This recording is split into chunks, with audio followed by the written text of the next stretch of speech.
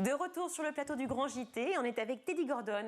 Bonjour, merci d'être là. Merci de m'avoir invité, enchanté. Bah oui, je suis ravie, surtout qu'en plus vous avez un regard complice tous les deux parce que vous vous connaissez. On a appris ça il y a 2 secondes. Hein. Ils sont dit tiens. Faut le dire, ça on le dit. Mais pourquoi pas? Mais oui, très bien, on se connaît. Pourquoi pas? Non mais c'est la magie de la vie. Bah tout oui, d'un coup, on se retrouve sur un plateau. Vous avez été en cours ensemble? Absolument. On n'était pas dans la même classe, on était dans le même lycée. Exactement. En fait, alors, on reprend la discussion pile où on l'a arrêté. on s'est rendu compte qu'on était tous les deux en terminale S, mais jamais ensemble. On se croisait un peu à la cour de récré, copains. De loin, mais un peu quand même. Voilà, exactement. Il y en a un qui a réussi sa vie, puis l'autre. Je vous remercie, Virginie. On dira pas lequel. Teddy Gordon, merci. Donc, vous êtes le fondateur de Super Social Club. Je le dis façon français, francisé. Une agence d'événementiel et périscolaire. Alors, vous pouvez m'expliquer le principe de l'agence? L'agence produit des événements périscolaires pour le compte d'écoles. En fait, on permet aux écoles de se concentrer sur ce qu'ils savent faire de mieux, à savoir la scolarité. Et on leur permet d'externaliser tous ces événements-là à une agence comme la nôtre, composée de gens comme moi, qui ont un ADN type colonie de vacances. Ça veut dire quoi? Vous avez été beaucoup en colonie de vacances quand vous étiez plus jeune? Ouais, c'est vraiment l'histoire de... Enfin, pour vous la faire courte, mes parents se sont rencontrés en colo, j'ai fait toute ma vie en colo, j'ai mon cercle amical, ma femme est un dérivé de ces colos, bref. Un dérivé? Votre femme est un dérivé? On coupe. Et non, on garde. Alors, en fait, on garde, mais on va refaire. Ouais. Oui, On vient d'avoir une discussion très importante justement sur l'égalité homme-femme et sur le respect. Ce qui est le cœur de mon activité, c'est de faire des colonies apprenantes, c'est-à-dire de proposer aux écoles, aux associations, à différentes institutions, mais surtout aux écoles, des programmes combinés où les élèves ont l'occasion d'apprendre en s'amusant, d'apprendre dans un cadre qui est hors des murs de l'école.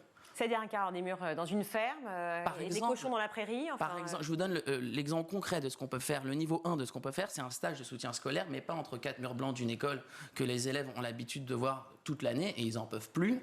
Nous, ce qu'on fait, c'est qu'on les sort de l'école et on reconstitue une colonie de vacances. On s'en fout. À 1 heure de Paris, à 2 heures, à 5 heures. C'est pas la distance qui crée le dépaysement, c'est juste le cadre. Donc vous mettez ces mêmes enfants-là dans un cadre différent, avec les mêmes problématiques, le soutien scolaire, ou alors on est en train, par exemple, de faire un stage de préparation au grand oral. Les élèves de terminale se retrouvent à devoir parler devant un jury, permettez-moi l'expression, mais vraiment, ils sont en déliquescence, ils transpirent. Ils ont peur de ce grand oral-là, nous on leur permet de se préparer dans des conditions qui favorisent l'apprentissage. On fait des ateliers podcast, on fait des ateliers autour du digital, autour de l'entrepreneuriat, autour de la nature et l'environnement. Ce qu'on veut, c'est créer un choc émotionnel qui soit puissant, qui soit positif et qui soit couplé à une information pour qu'il y ait un apprentissage sur du long terme. Vous pouvez dire qu'en fait, quand vous parlez de choc émotionnel, c'est-à-dire qu'en fait, comme vous les amusez, vous les divertissez, vous créez des émotions qui les libèrent finalement, et ça permet de mieux apprendre? Oui, je pense même que c'est l'école de demain.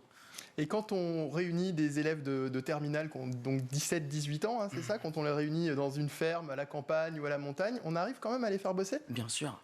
Beaucoup plus que ce que vous pensez. On se tutoie, on se voit. C'est vrai que c'est compliqué. Beaucoup plus. Imagine-toi, il y a 15 ans, quand on était en terminale, si on t'avait dit, au lieu de réviser les maths, le mercredi après avec ton prof particulier qui vient chez toi et qui est en tête à tête, les yeux dans les yeux, on te propose de faire ça avec tes copains, mais quand même avec un cadre qui est celui d'un séjour dans une classe avec tes profs d'habitude. Mais même tes profs, ils sont beaucoup plus détendus. Ça existe depuis combien de temps, vous m'avez dit? 2 ans. 2 ans. Vous avez déjà des exemples de réussite? La grande réussite, c'est que les adultes se posent la question de comment nous aussi on pourrait libérer notre âme d'enfant. Voilà, moi j'aime travailler avec les enfants parce qu'ils sont libres et ça commence à faire un petit peu tâche sur les adultes qui se disent mais nous aussi, on veut s'affranchir de ces freins-là. Qu'est-ce qu'en pensent les profs? On a tous envie de permettre aux enfants de réussir. Et on cherche tous un peu les conditions de la réussite. Ils sont complètement ouverts à des nouvelles pistes d'amélioration pour permettre aux élèves d'être en réussite scolaire, mais aussi de développer ce qu'on appelle leurs soft skills, c'est-à-dire l'empathie, l'écoute, la bienveillance, le vivre ensemble. Et ça, c'est les recettes d'une colonie de vacances. Tous ces projets pédagogiques-là, ces projets éducatifs, on les mêle à ceux de l'école pour permettre aux élèves de vivre ensemble et de réussir et de débloquer leur cerveau. À quel moment les professeurs, en fait, eux, trouvent un moment de répit dans tout ça? Parce que finalement, en fait, ce qui m'impressionne, c'est comment ils vous disent oui. Ils nous disent oui parce que déjà, ça peut être un complément de rémunération pour eux. Et puis, et c'est là que ça a été les premiers germes de mais mince, ça peut marcher aussi pour les adultes. Parce que moi les profs, après 16 heures, je leur dis ok, c'est fini pour vous, c'est à nous de reprendre la main. Non, mais il paraît qu'il y a une activité quiz, il y a un mardi, tout est permis, je peux le... En fait, je dis, Laissez-nous maintenant, c'est à nous. En fait, Il y a le décor penché de mardi de tes permis. Non, alors franchement, si vous trouvez quelqu'un qui est capable de me le faire, à moindre coût pour une association qui fait plein de belles choses, ramenez-moi ce mec. C'est entendu. Là, ça y est, le message est passé. Vous organisez pas de séjour pour des journalistes d'une chaîne éducative, non? Parce que ça donne envie depuis tout à l'heure. Alors, j'y ai pensé en venant et en passant dans les locaux. Ce que j'aimerais vraiment faire avec vous, c'est proposer à une école une semaine autour de la thématique images et son, où le matin, ils auraient des ateliers avec vous ou avec vous sur comment se comporter, comment parler à l'image, comment lâcher prise. Et l'après, on pourrait faire des animations, foot, olympiade, balle aux prisonniers. Je suis sûre que ma rédactrice en chef et Magassel sera partante. Et moi, pourquoi pas? Vous, Mika? Moi, balle aux prisonniers, je suis partant, moi. Ah oui, non, pas moi. Parfait. Écoutez, merci beaucoup. Bravo pour donc la SEUS qui s'appelle Super Social Club, une agence d'événementiel et périscolaire. Quel est le site internet? Supersocialclub.net. Je regarde par où? Je regarde mon micro. .net, c'est bon.